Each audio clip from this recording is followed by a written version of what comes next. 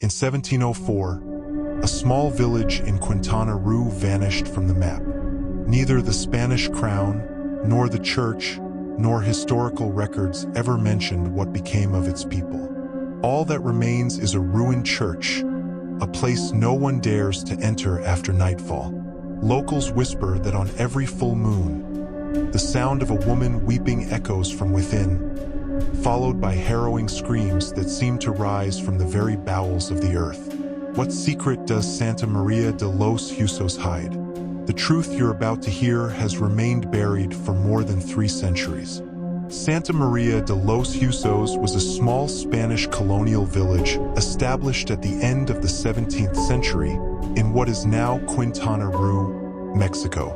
Nestled between the Mayan jungle and the coast, the community thrived thanks to the extraction of precious woods and the cultivation of henequen. The village barely numbered 200 souls, families of Spanish settlers, converted natives, and mestizos who lived under the strict rule of Don Rodrigo Martínez de Alarcón, the governor appointed by the crown. The climate was oppressive during the day, humidity clinging to the skin like a second layer, while at night a fresh breeze rustled through the leaves of ancient trees.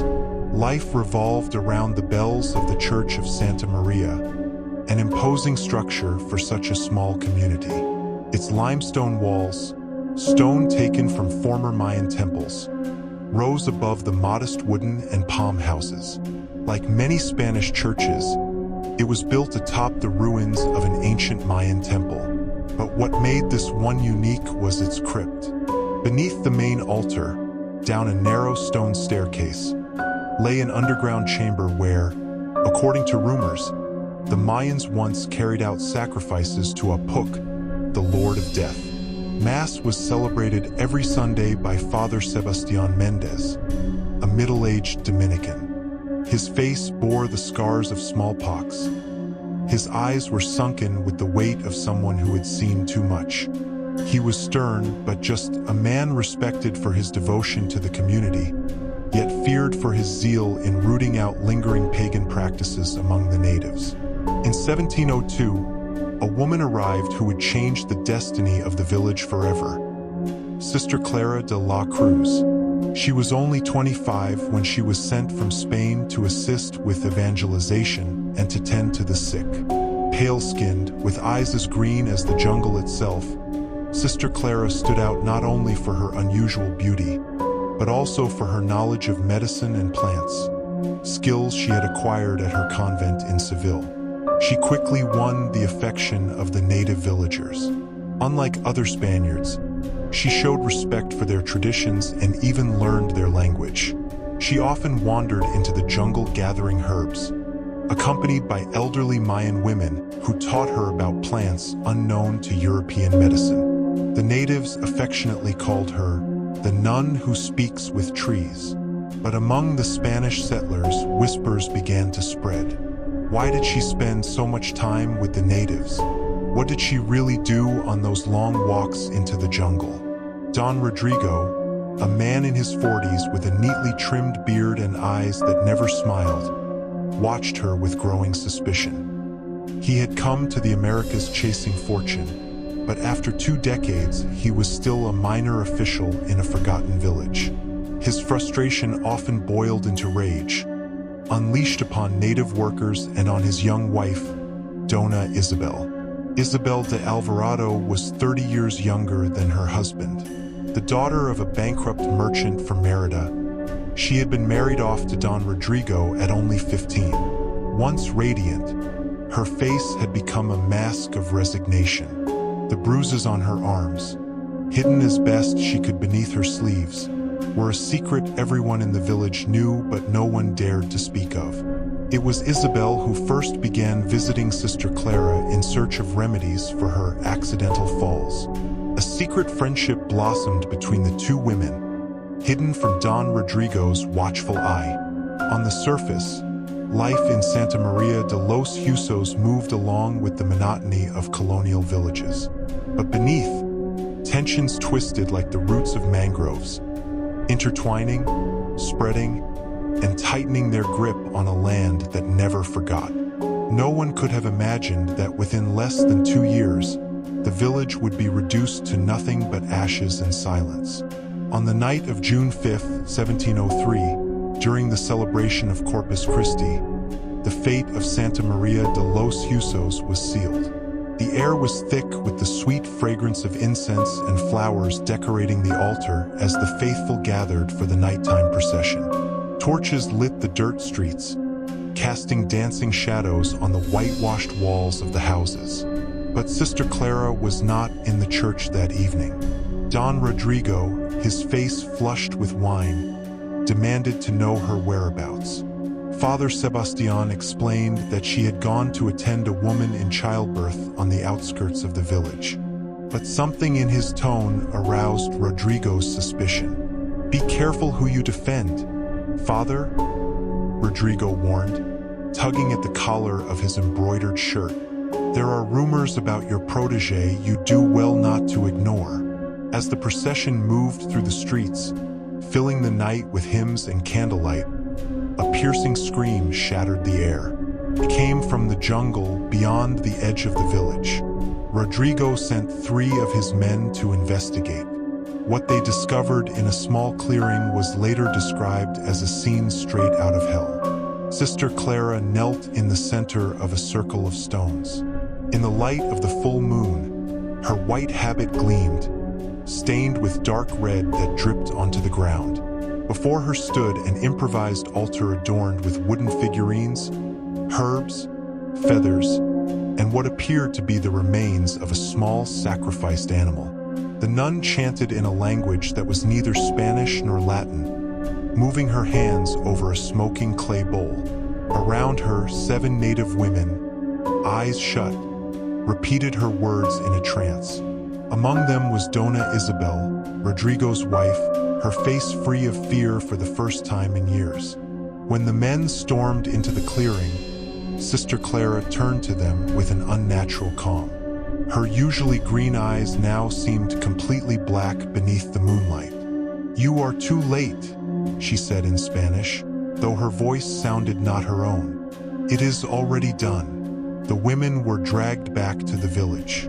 Chaos erupted as they were thrust into the town square, interrupting the procession.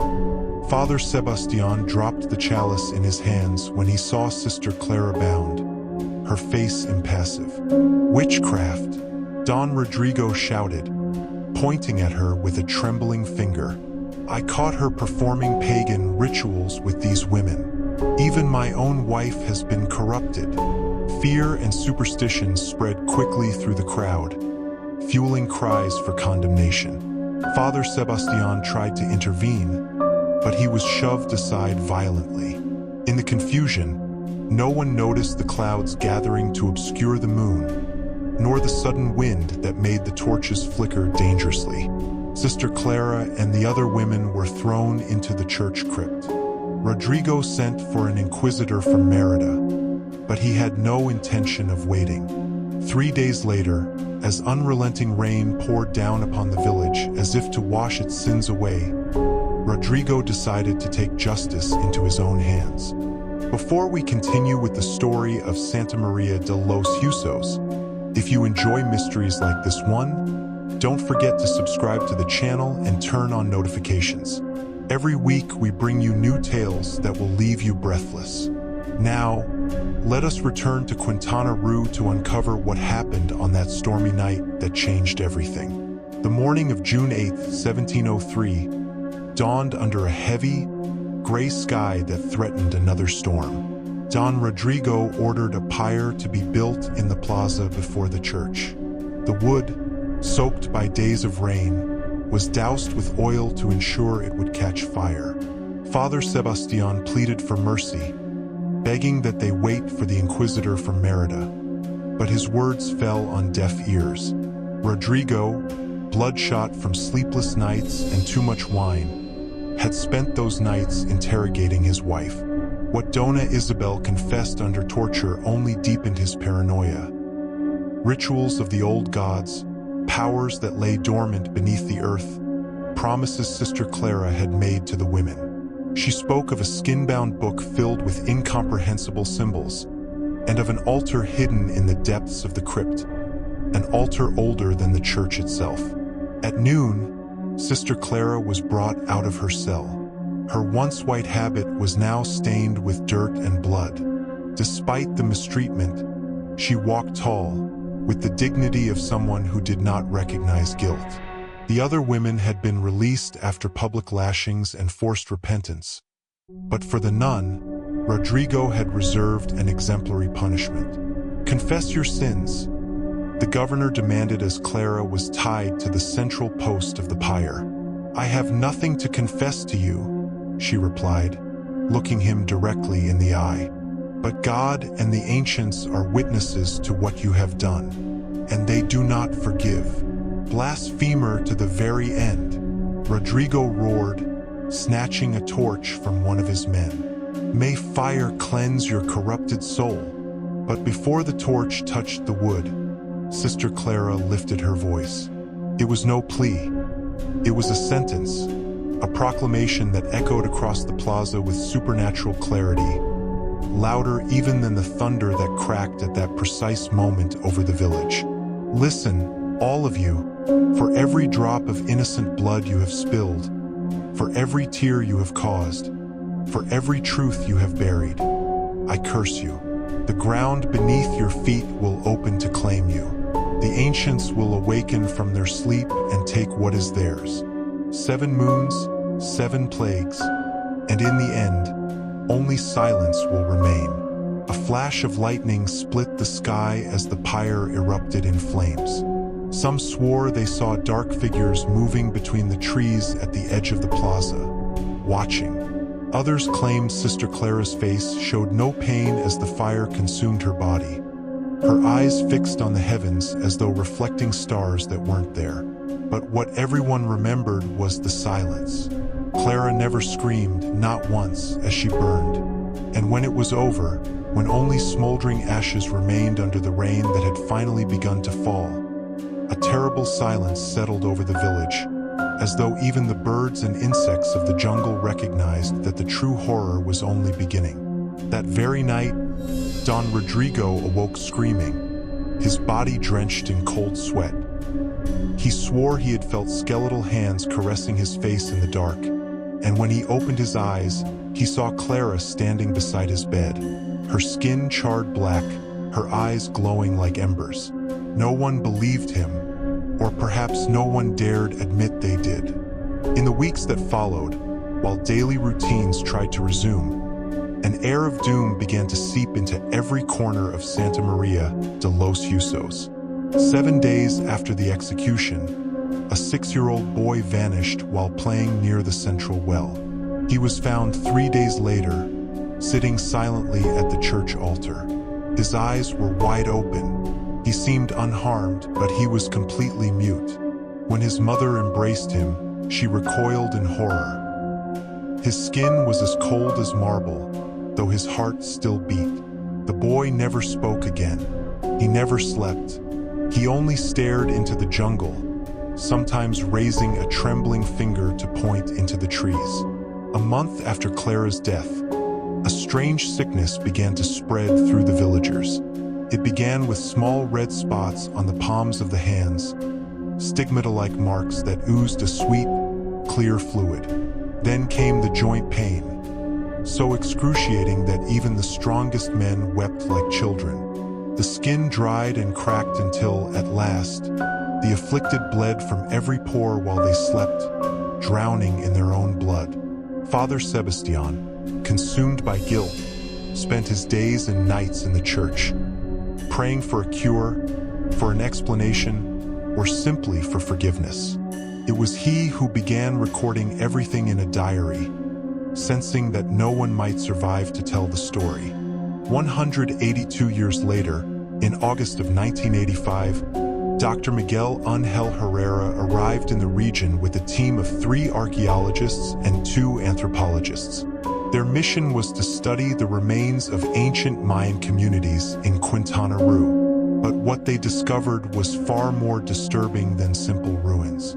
After weeks of exploration, guided by local rumors of a cursed place known as the Church of Screams, The team stumbled upon what was left of Santa María de los Huesos. The jungle had reclaimed nearly everything, but the stone church still stood ruined yet intact. "How strange," remarked Dr. Elena Cortez, an archaeologist specializing in the colonial period, as she examined the structure's walls. "There are no signs of fire or violent destruction. It's as if the villagers simply vanished one day, leaving everything behind." The nearest town was 20 kilometers away, and its inhabitants were reluctant to speak of the ruins. "That place is cursed," an old man with cataract-clouded eyes warned them. "The earth there thirsts for blood. Wake what sleeps beneath, and it will come for all of you." Despite the warnings, Dr. Herrera set up camp near the ruins. He was a pragmatic man, more interested in data and evidence than in local superstitions. Still, even he noticed something unsettling, an unnatural silence that seemed to absorb every sound, as if the jungle itself held its breath around the church. On their very first night, every member of the team suffered vivid nightmares. The most affected was Carmen Aguirre, a young anthropologist who awoke screaming, her forearms covered in fresh scratches she couldn't explain. "I dreamed of a nun," she said, trembling as the team's doctor disinfected her wounds. "She was burning at a stake, but she kept speaking. She begged me to finish something for her, to find a book and an altar." Herrera dismissed it as autosuggestion and perhaps a run-in with local wildlife. Still, he allowed Carmen to remain at camp while the others explored the church. The first thing they noticed was the crypt. Unlike typical colonial churches, where crypts were small chambers for burying priests or benefactors, this one was disproportionately large. A spiral stone staircase descended far deeper than expected. "This wasn't built by the Spaniards," murmured Dr. Cortez, shining her flashlight on Mayan hieroglyphs carved into the steps. "They built on top of something much older." As they descended, the air grew denser, heavy with a sickly sweet odor like rotting flowers. The walls were coated with phosphorescent moss, glowing faintly green, enough to see without flashlights. At the bottom, they found a circular chamber with 9 niches carved into the walls. 8 were empty, but the 9th, facing due north, held a small iron chest. Hands trembling with excitement, Dr. Herrera opened it. Inside lay a book bound in what looked like cured skin. On its cover, an engraved symbol, an inverted tree, its roots stretching toward the sky while its branches plunged into the earth. "It's the Codex of Unchannon," exclaimed Rodrigo Núñez, the team's Maya culture expert. "A forbidden book, mixing Mayan traditions with something else." The Codex was written in 3 languages, Latin, Yucatec Maya, and a third tongue none of them could identify. The pages were filled with anatomical diagrams, alchemical formulas, and descriptions of rituals. Interspersed among them were delicate notes in Old Spanish, written in a woman's hand, signed only with the letter C. None of them noticed that as they examined the codex, the phosphorescent moss on the walls began to pulse faintly, as if echoing an unseen heartbeat deep in the earth. It was Carmen, who had decided to join them despite her nightmare, who found the entrance to a second chamber.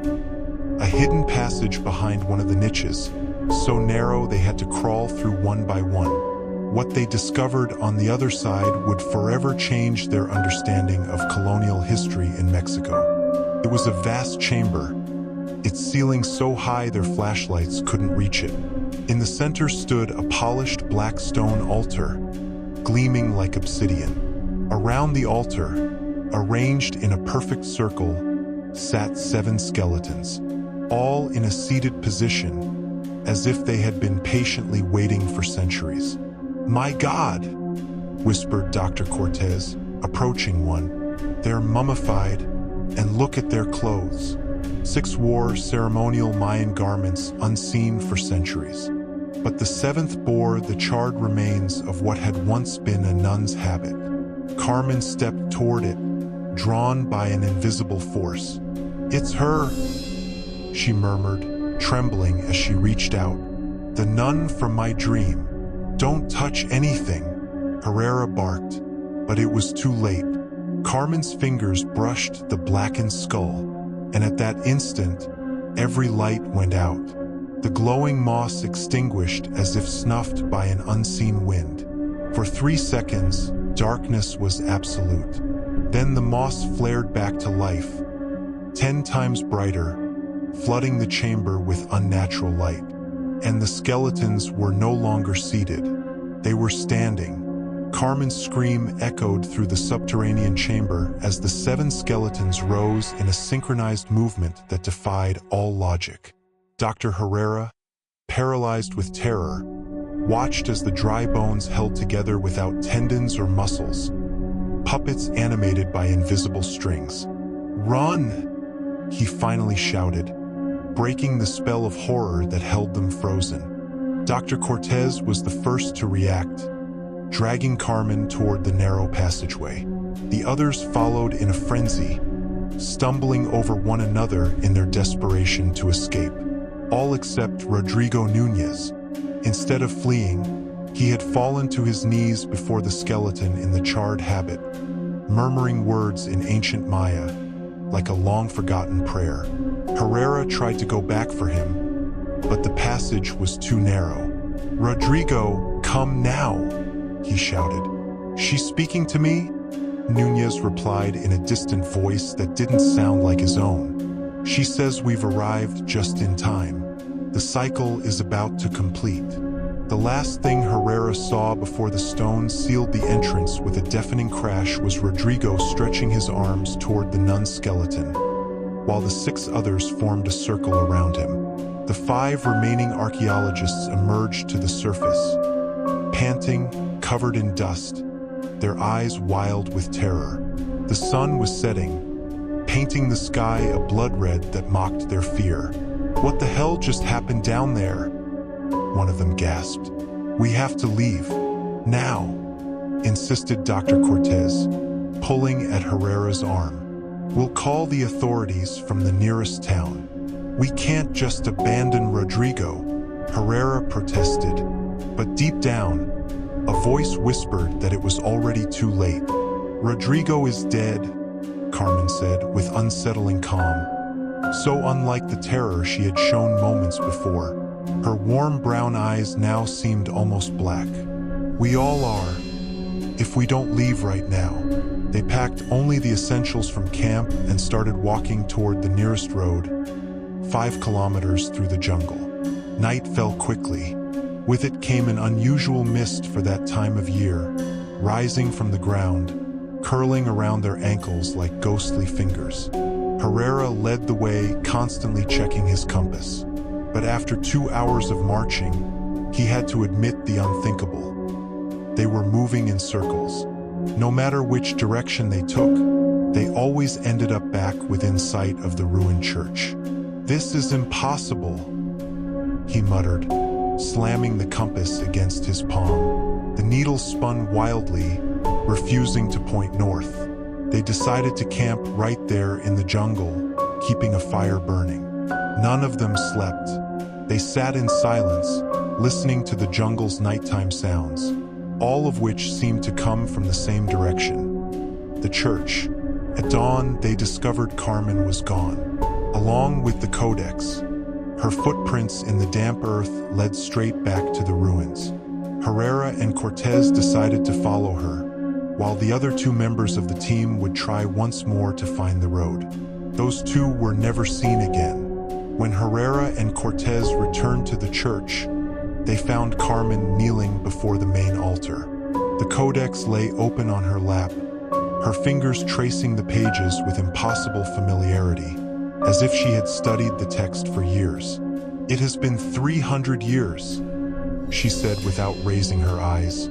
Her voice mixed with another, older, deeper. "The cycle is almost complete. Only 3 days remain until the 7th full moon rises since that night." "Carmen, what are you talking about?" Cortez asked cautiously, stepping closer. You're in shock. You need medical help. Carmen lifted her head. Both archaeologists recoiled instinctively. Her eyes were no longer human. Her pupils had stretched vertically, like those of a cat or a serpent. I am not Carmen, she said, smiling with teeth too sharp to be natural. I am merely a vessel, just as Sister Clara was long ago. Then who are you? Herrera asked, fighting the urge to flee. I am the guardian of the pact, the one who keeps the balance between worlds. The Mayans knew me as Stab, goddess of suicide. Christians would call me a demon, but their concepts are far too limited. She rose with a fluid, unnatural movement. The codex slipped from her lap, falling open to a page that depicted the same inverted tree etched into its cover. 3 centuries ago, Sister Clara discovered the truth the church tried to bury, that beneath their so-called sacred temples, the old gods were not dead. They still lived. She did not summon me to curse anyone. She summoned me to seal the doorway that Don Rodrigo, in his ignorance, was about to open. The thing that was no longer Carmen pointed to the floor. A barely visible crack formed a perfect circle around the altar. Rodrigo dug into the crypt at night, convinced he would find Mayan gold. Instead, he found something far older, a portal to what you might call hell, though it is nothing like what your religions describe. The walls of the church vibrated, bits of limestone raining down from above. Herrera and Cortez exchanged panicked looks, yet something stronger than fear rooted them in place. A scientist's curiosity, twisted, perverted by forces they could not comprehend. Clara was more than a nun. The entity continued, circling the altar with slow, predatory grace. She came from an ancient line of guardians, those born with the sight to see beyond the veil. The Inquisition in Spain had begun to suspect her, but someone in the Vatican knew what lay buried beneath this church. That is why she was sent here. The creature stopped. With a single, fluid gesture, it tore open its blouse, revealing a tattoo burned into its chest, the same inverted tree that marked the codex. When Rodrigo caught her sealing the portal with 7 women of the village, he thought it witchcraft. He condemned her without trial and burned her alive. But the ritual was almost complete. 6 of the 7 had already been consecrated. Only one remained, Isabel, Rodrigo's wife. A cold wind swept the chamber, impossible in the sealed crypt. The lantern flames wavered.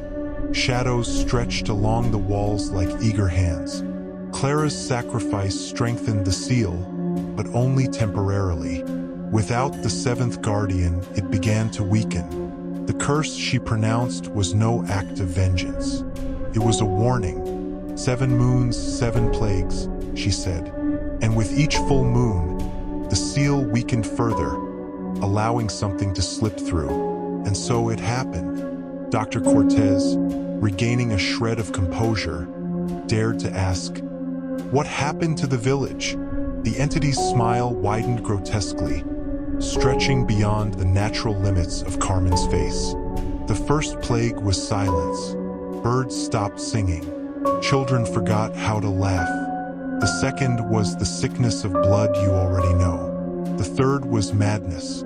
Neighbors who had lived peacefully for decades turned on each other, convinced they were possessed. The fourth brought hallucinations, each person forced to face their worst fears, made flesh.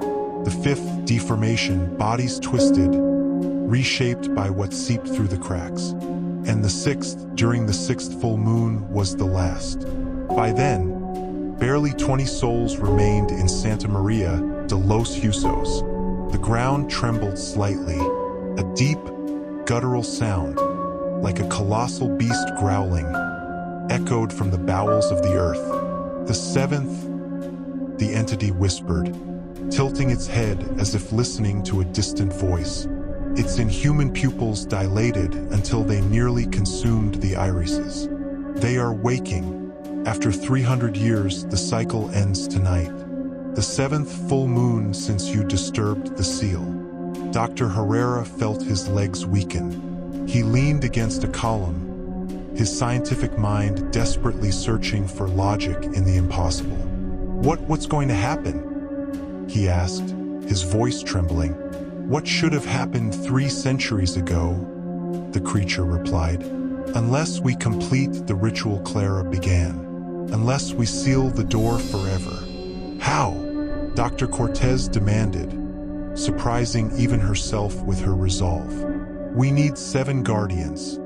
7 souls willing to sacrifice their humanity to keep the door shut. Clara and the 6 women were the first. But without the 7th, the seal was always incomplete. And who is the 7th? Herrera asked, though in his heart he already knew the answer.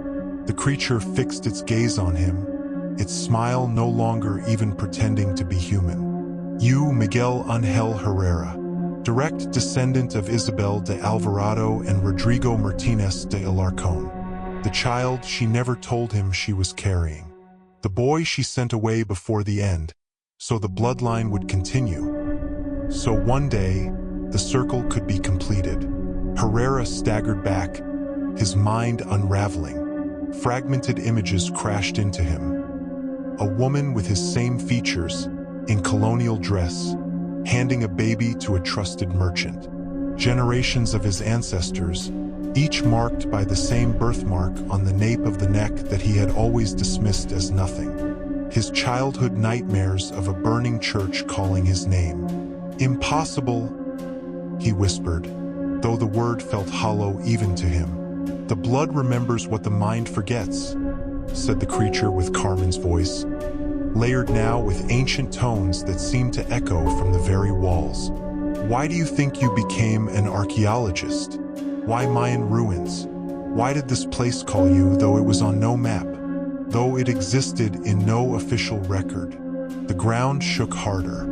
Cracks widened around the altar, exhaling a nauseating vapor that condensed in the icy air. There is no time to doubt, the entity urged. You must decide now. Accept your destiny as the 7th guardian, or let what lies behind the door escape. Believe me, what Rodrigo awoke 3 centuries ago was only a fraction of what awaits if the seal breaks completely. Dr. Cortez, silent until then, stepped forward. Her voice was steady, though her hands trembled. And what about us? The ones who are not part of this bloodline. The creature turned toward her. For an instant, Carmen's face flickered through, anguished, pleading, before vanishing again. We need witnesses. Someone must remember. Someone must tell the story, so this never happens again. A thunderous crash shook the church. Part of the roof collapsed, spilling silver moonlight inside. The full moon hung directly above them, its beam illuminating the altar. The cracks in the stone now formed a perfect pattern. The inverted tree. It has begun, the creature intoned, its voice multiplied into 1,000, resonating as one. From the center of the altar, a column of darkness surged upward, denser than night itself. Not smoke, not mist, but something that devoured the light, a void tearing into reality.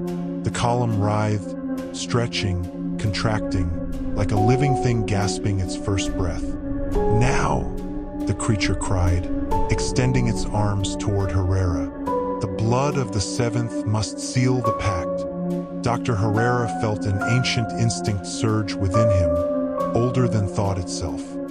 His hand reached toward the altar, though his mind screamed to resist. And then, a memory struck like lightning. His grandmother on her deathbed, whispering words he had never understood until now. When the church calls you, remember, blood is the key, but also the lock. With sudden clarity, Herrera drew the small knife he always carried for fieldwork. Before the creature could stop him, he slashed his palm deep. Dark blood welled beneath the moonlight. My blood! he declared, stepping forward. "My decision," the creature shrieked, a sound no human throat could produce.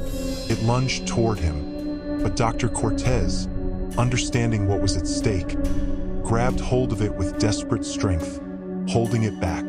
Herrera pressed his bleeding hand against the center of the inverted tree carved into the altar.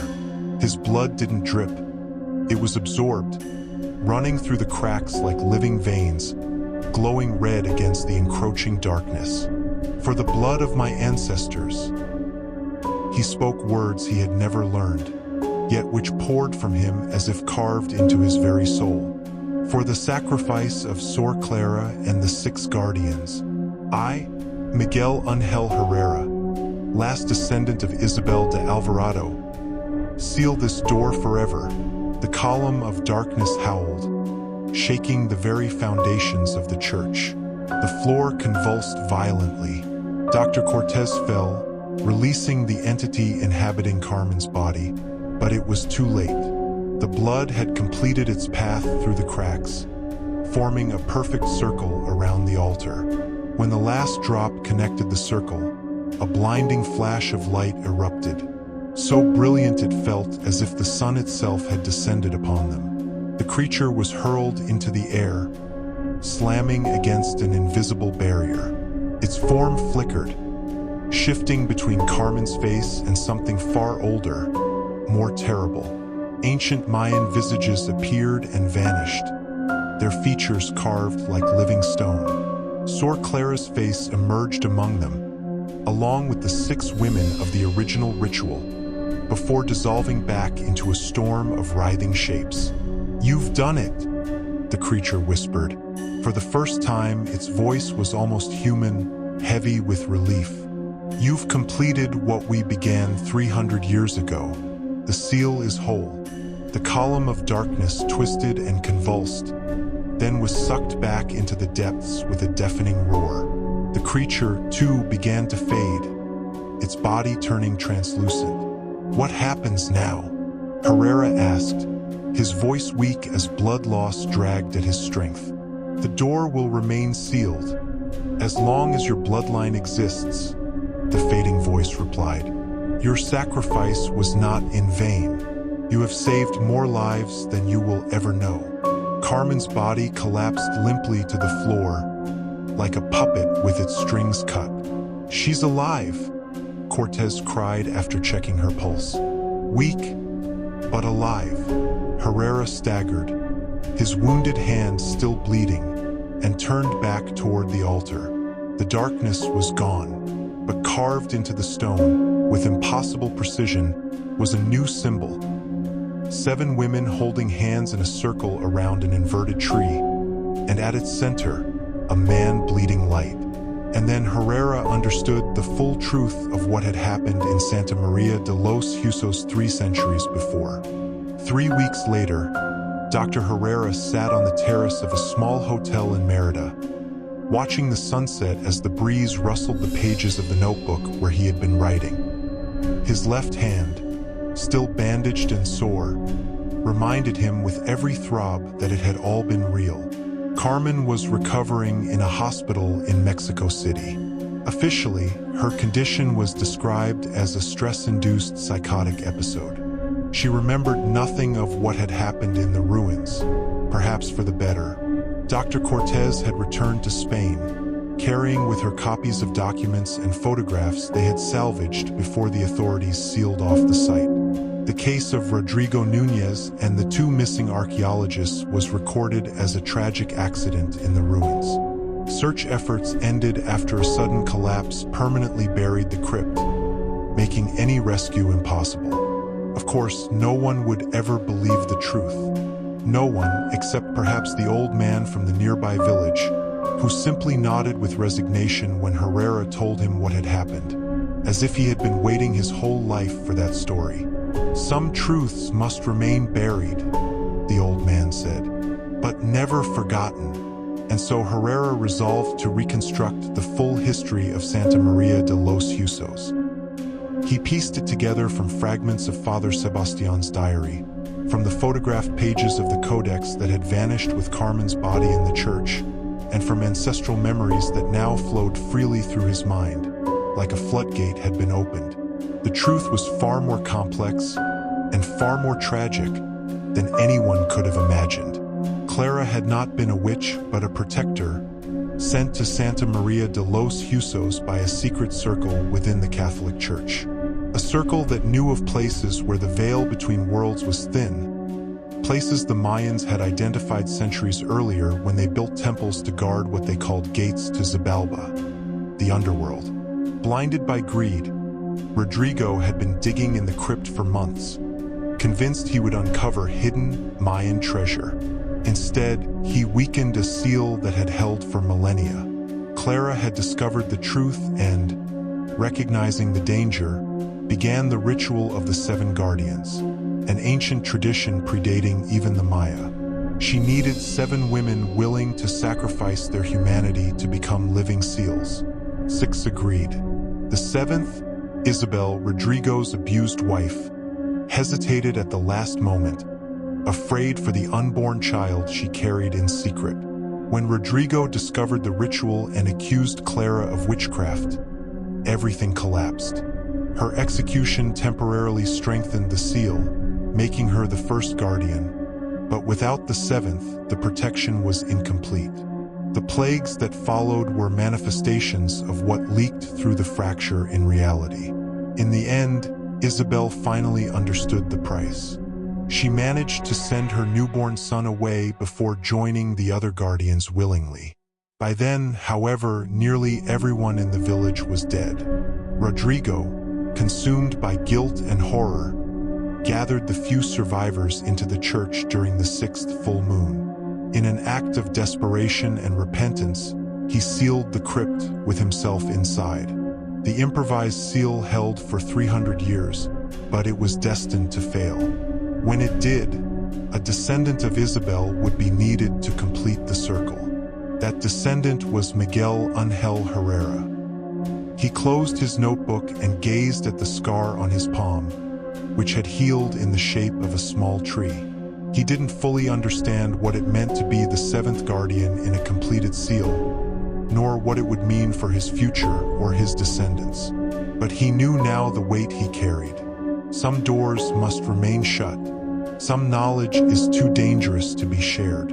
And some stories, like that of Sor Clara and the 7 guardians of Santa María de los Huesos, must be remembered only by those who grasp the true weight of their meaning.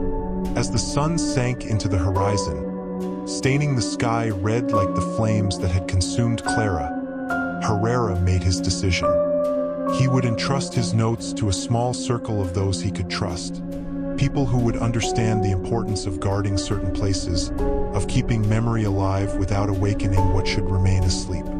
And perhaps one day, others like him would find these stories and understand that sometimes what we call curses are actually desperate acts of protection. That sometimes those remembered as villains were truly tragic heroes, caught in circumstances beyond their comprehension. Like Sor Clara, the nun who cursed a village to save the world. This mystery shows us how history can distort the truth, turning protectors into monsters and burying sacrifices beneath tales of curses.